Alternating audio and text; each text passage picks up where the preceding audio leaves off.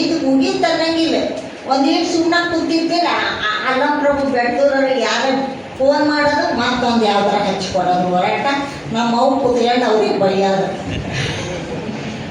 ಈ ರೀತಿ ಬದುಕಿ ನೀನು ಧಾರವಾಡ ಬಿಡೋಕ್ಕೆ ಇಲ್ಲ ಅಷ್ಟ್ರ ಮಟ್ಟಿಗೆ ಧಾರವಾಡ ವಿಭಾಜ್ಯ ಹಂಗಾಗಿದ್ದು ಅಪ್ಪ. ಅದು ಹೆಂಗೆ ಇಲ್ಲಿ ಕನ್ನಡ ಪ್ರಾಧಿಕಾರದ ಅಧ್ಯಕ್ಷರಾಗಿ ಈ ಬೆಂಗಳೂರು ಸೇರಿದಂತರೂ ಫುಲ್ ಅದೇನು ಕಾಮನ್ ಆಗಿಬಿಡ್ತು ಹೋರಾಟ.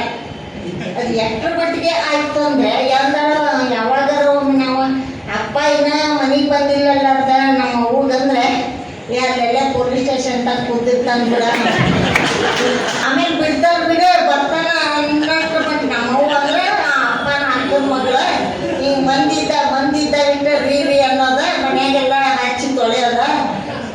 ಹೀಗೆ ಈ ಥರ ಒಂದು ಹಿಂಗಾಗಿ ಹೆಚ್ಚಾಗಿ ಅವ್ವನ ನಮ್ದೆಲ್ಲ ಜವಾಬ್ದಾರಿ ತಗೊಂಡು ಮೈಸೂರು ಸಾಹಿತ್ಯ ಸಮ್ಮೇಳನದ ಅಧ್ಯಕ್ಷರಾದ್ರಲ್ಲ. ನಾನು ಅಷ್ಟೇ ಮೈಸೂರಾಗಿದ್ದೆ, ಹುಬ್ಳಿಗೆ ಟ್ರಾನ್ಸ್ಫರ್ ಆಗಿದ್ದೆ. ಹೋದ್ವಿ ಮೈಸೂರಿಗೆ. ನನಗೆ ಪ್ರಧಾನ ಕವಿಗೋಷ್ಠಿಯಲ್ಲಿ ಒಂದು ಕವನ ಓದೋದು ಒಂದು ಅವಕಾಶ ಕೊಟ್ಟರು. ಅವಾಗೊಂದು ಕವನ ಬಂದೆ, ಅದಕ್ಕಂತೆ ಬಂದೆ. ಅದನ್ನ ಓದ್ತೇನೆ, ಕೇಳಿ. ಹಿಮಾಲಯವಲ್ಲ ನಮ್ಮಪ್ಪ ಬೆಳ್ಳಗಿನ ಹಿಮಾಲಯವಲ್ಲ, ಬಾಳಿ ಮಳೆ ಬೆಳೆ ಒಡ್ಡಿ ನಿಂತ ಪಶ್ಚಿಮ ಘಟ್ಟದ ಕಡಿದಾದ ಬೆಟ್ಟ, ಏನು ಕೀಳಿನ ಕೆಸರ ಬೆತ್ತಲಿಲ್ಲ, ನಮ್ಮ ಕನಸುಗಳನ್ನೆಂದು ತುಳಿಯಲಿಲ್ಲ. ಎಲ್ಲ ಅಪ್ಪ ಎಡವಿದ್ದಾಗ ಎದ್ದು ನಿಲ್ಲಿಸಿ ಮನೆ ವಿಮರ್ಶೆ, ವ್ಯಂಗ್ಯ, ಟೀಕೆ, ಅಂದೂ ಬರಿದಾಗದ ಬತ್ತಳಿಕೆ, ವಿವಾದ ಹುಟ್ಟುವವರೇ. ಇದ ತತ್ವಕ್ಕೆ ಯಾವತ್ತೂ ಬದ್ಧ, ಅನ್ನಲು ಅನಿಸಿಕೊಳ್ಳಲು ಸದಾ ಸಿದ್ಧ. ಹೇಳಿದ ಕದನ, ಕುತೂಹಲದ ಕಥನ, ಕನ್ನಡಮ್ಮನ ಅಕ್ಷರ ದೀಪ, ಜೀವಿ ಅಪರೂಪ.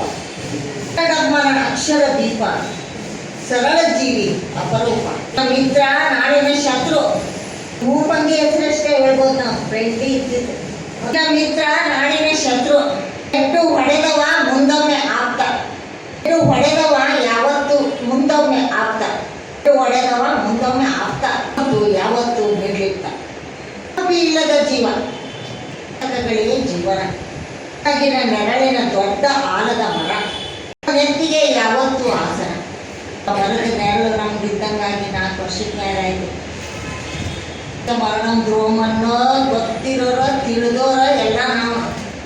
ಇವತ್ತಿಗೆ ನಾನು ಈ ಸ್ಥಿತಿಯಲ್ಲಿ ಒಂದು ತಕ್ಕ ಮಟ್ಟಿಗೆ ಬದುಕೇನಂದರೆ ನನ್ನ ಫ್ರೆಂಡ್ಸ್ ಕಾರಣ.